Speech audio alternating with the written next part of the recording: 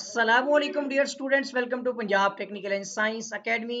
मैं हूं आपका इंस्ट्रक्टर मोहम्मद बिन जमील। स्टूडेंट्स, हम DA maths 212 chapter number 3 rationalise exercise 3.1 के क्वेश्चन नंबर 2 डिफरेंशिएट हमने डेरिवेटिव निकालना है और ये ट्रिग्नोमेट्री के अंदर है और हमारा क्वेश्चन नंबर 2 का पार्ट नंबर 8 है।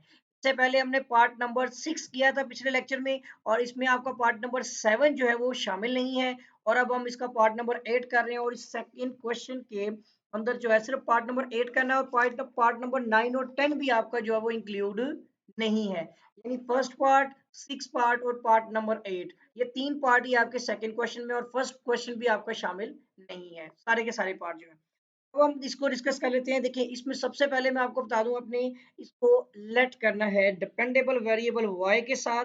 तो इनटू आपका जो है साइन का एंगल है टेंजेंट x, ठीक हो गया, उसका मजीद एंगल x है।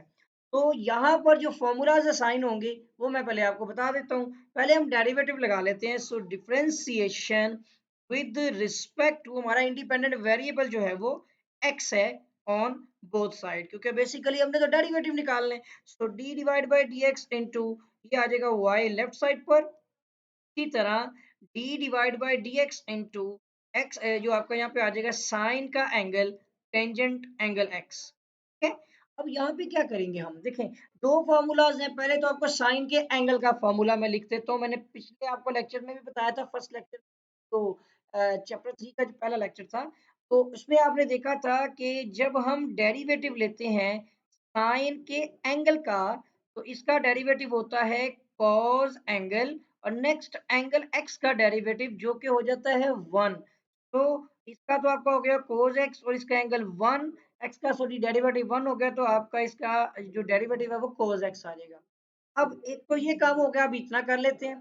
तो ये आ जाएगा dy divide by dx is equal to, एक फॉर्मूला भी हम यूज कर रहे हैं, साइन एंगल का डेरिवेटिव आपका आ जाएगा कोस और साथ ही इसका आ जाएगा एंगल। नेक्स्ट आपने डेरिवेटिव किसका लेना है, इसके एंगल का। अब मैं आपको इसका फॉर्मूला बताने वाला हूँ। अब एक और फॉर्मूला याद रख लें कि जब भी आप डेरिवेटिव लेंगे टेंजेंट एंगल का, सिंपल सा इसका आंसर है कि टेंजेंट एंगल का डेरिवेटिव होता है सीकंट स्क्वायर एंगल। नेक्स्ट आपने फिर से एंगल का डेरिवेटिव लेना होता है जो कि 1 हो जाएगा x के लिए। तो सीकंट स्क्वायर x इंटू 1 और ये आपका इक्वल टू सीकंट स्क्वायर x ही आ जाएगा। इसलिए एंगल के साथ में डेरिवेटिव बता रहा हूँ क्योंकि कभी कभार x नहीं होता, x की जगह पे कोई और वैल्यू भी तो हो सकती है ना। एंगल में कुछ भी हो जाए, आपने इस तरह डेरिवेटिव लेना है, अगर x है तो वो 1 हो जाएगा। तो dy divide by D X is equal to ये आपका cos, साथ इसके जो है वो आपका टेंजेंट x आ गया। यहाँ तक तो ठीक है। आगे जब आप टेंजेंट x का डेरिवेटिव ले लें तो मैंने आपको बताया कि ये होता है सीकंट स्क्वायर एंगल और एंगल का डेरिवेटिव जो कि अभी तो x है तो 1 हो जाएगा, मसला नहीं है। इसका लिख दें, फिर ये आ जाएगा आपका dy divide by D X is equal to तो कोस टेंजेंट x इनटू आपका सीकन स्क्वायर x और ये आपका हो गया 1। फाइनली हमारा जो आंसर है ना वो है dy divide by D X is equal to ये आ गया हमारा कोस एंगल इसका है टेंजेंट x, इसके साथ ये आ जाएगा सीकन स्क्वायर x। बस इतना है।